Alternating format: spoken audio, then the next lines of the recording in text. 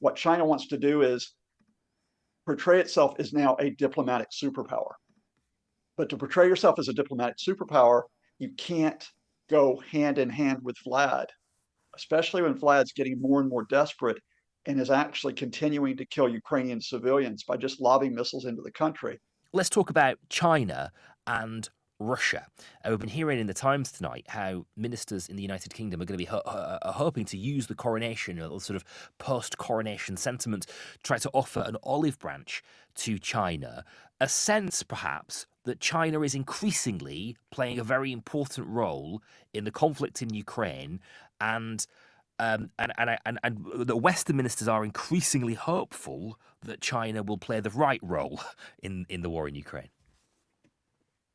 Yeah. I mean, one of the biggest developments that took place, but then other stories overwhelmed it, was that on Wednesday, President Xi of China spoke with President Zelensky of Ukraine, their first conversation since Vladimir Putin's invasion of February 2022.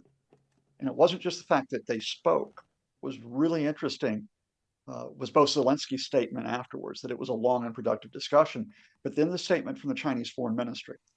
The Chinese Foreign Ministry did a couple of things. First thing is it put a lot of emphasis on the sovereignty of Ukraine. And of course, doing so, that's sort of pushing back the Russian invasion because that threatens the sovereignty of Ukraine. And secondly, it spoke about looking forward to a strategic relationship with Ukraine. Those two words, strategic relationship, are the exact two words that China used when President Xi visited Vladimir Putin in March.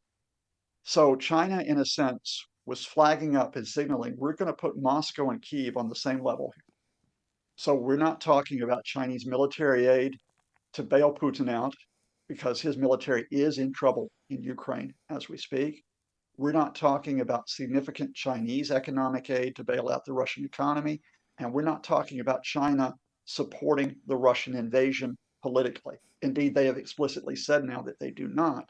We're talking about China trying to be the diplomatic broker to sort of get a ceasefire. Now, do I think China's doing this because they've seen the light and they are backing Ukraine? Absolutely not. And they have actually said, we in no way support the military assistance to Ukraine to defend itself from NATO and the West. What China wants to do is portray itself as now a diplomatic superpower.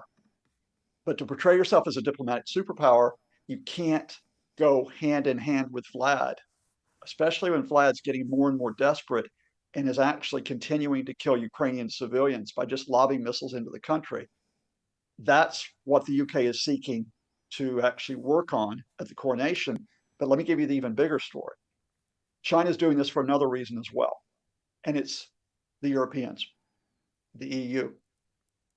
Before the Ukraine war, China and the EU were in discussions about an investment deal. Now, that long-term investment deal, which would benefit both sides, of course, has been complicated by tensions between China and the United States.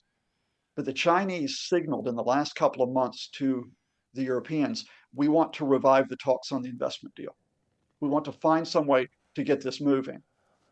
And quite obviously, the EU is saying, well, if you want to get the investment deal, your position on Ukraine should be one that we can work with as well. And how likely is that to work? It's already working to an extent. China in February, according to one of the leaked US intelligence documents that was dumped onto social media, onto Discord, was still the Russians, not Soviets. The Russians still thought they could get military aid from China. Russian military intelligence was making that assessment. In the middle of February, the US Secretary of State told the top Chinese diplomat, you send military aid to Russia, you cross a red line. But more importantly, more quietly, the Europeans said the same thing to the Chinese. And guess what?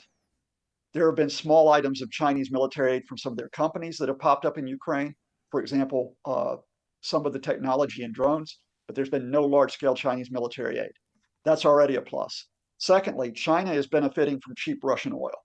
So they're helping at least Russia get some revenues from oil, but they are not providing, as it were, a widespread economic link with the Russians as an alternative to the international sanctions. That's another plus. And then thirdly, China put out a peace plan. Now, the peace plan isn't going to go anywhere for reasons I can go into, but at least they were talking about a peace plan because, of course, that puts the emphasis on negotiations. And who's the guy that's holding out against negotiations? That dude Putin in Moscow.